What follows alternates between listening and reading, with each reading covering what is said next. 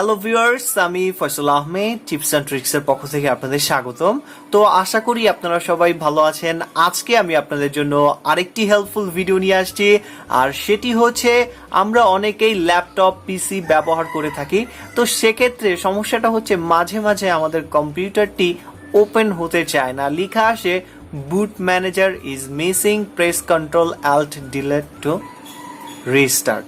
তো এই সমস্যাটার সম্মুখীন কিন্তু আমরা অনেকেই হয়ে থাকি। তো এটা আপনি কিভাবে সলভ করবেন আর এটা কেন হয় সেটা নিয়ে আজকে আমি আপনাদের সাথে ভিডিওটি করব। তো চলুন শুরু করা যাক। তো প্রথমেই বলে নেই এই সমস্যাটার কারণটা কি। আমরা জানি যে আমাদের কম্পিউটার বা ল্যাপটপটা সেট আপ দেওয়ার সময় আমরা ইউএসবি পেন ড্রাইভ বা কোনো ডিস্ক ব্যবহার করে থাকি।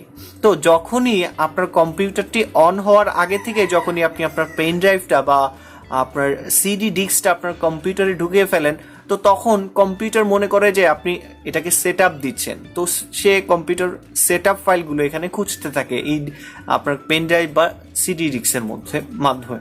তো সেক্ষেত্রে তারা দেখতে পায় যে এখানে কোনো বুট ম্যানেজার নাই। তো এর জন্যই দেখায় যে বুট ম্যানেজার ইজ মিসিং। তো এটার সমাধান এখন কিভাবে করবেন? এটার সমাধান করতে হলে আপনাকে জাস্ট আপনার কম্পিউটারের সাথে কিবোর্ড এবং মাউসের লাইন ছাড়া বাকি যে লাইনগুলো আছে, ইউএসবি পেন ড্রাইভ যেগুলো আছে সবগুলো খুলে রাখবেন। আর আপনার যদি সিডি ড্রাইভের ভিতরে কোনো ডিস্ক থেকে থাকে তো সেটাও বের করে ফেলবেন। তো বের করার পরে জাস্ট আপনি যে কাজটা করবেন, তো দেখতে পাচ্ছেন আপনি যদি এগুলো না বের করে আপনার পেন ড্রাইভ বা ডিস্ক না বের করে যদি আপনি কাজটা করেন, Ctrl+Alt এবং ডিলেট চাপ দেন, তো দেখবেন সেক্ষেত্রে কি হয়। তো দেখতে পাচ্ছেন আমরা Ctrl+Alt+Del চাপ দিলাম, তারপরেও দেখবেন যে আমার কম্পিউটার রিস্টার্ট নিল, বুঝলাম। তো দেখতে পাচ্ছেন এখনো সেই প্রবলেমটা কিন্তু রয়ে গেছে। কারণটা কি? কারণটা হচ্ছে আমার পেন ড্রাইভটা কিন্তু এখনো আমি আমার কম্পিউটারের সাথে অ্যাটাচ করে রেখেছি। যখনই আমি আমার পেন ড্রাইভটা কম্পিউটার থেকে সরাবো তখনই কিন্তু এই প্রবলেমটা আমার কম্পিউটারে আসবে না। তো আমি এখন আমার কম্পিউটারে যে পেন ড্রাইভটা লাগানো আছে সেটা আমি খুলে ফেলি।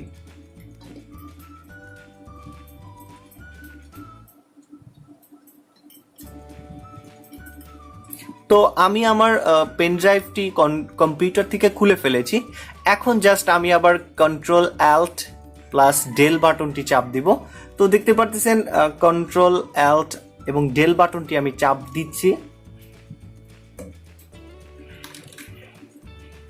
তো ভিউয়ার্স দেখতে পাচ্ছেন কম্পিউটারটি রিস্টার্ট নিচ্ছে। তো দেখতে পাচ্ছেন কম্পিউটারটি অন হচ্ছে। তো এবার দেখতে পারবেন কি অবস্থাটা হয়।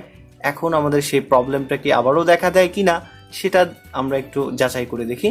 তো দেখতে পাচ্ছেন এখন কিন্তু আমাদের উইন্ডোজটি নর্মালি স্টার্ট হওয়ার প্রসেসটা চলে আসছে। জাস্ট আমরা যখন ইন্টারে প্রেস করে দেই তো আমাদের কম্পিউটারটি কিন্তু ইজিলি স্টার্ট হয়ে যাচ্ছে। তো আশা করি আপনার সমস্যাটা সমাধান হয়ে গেছে।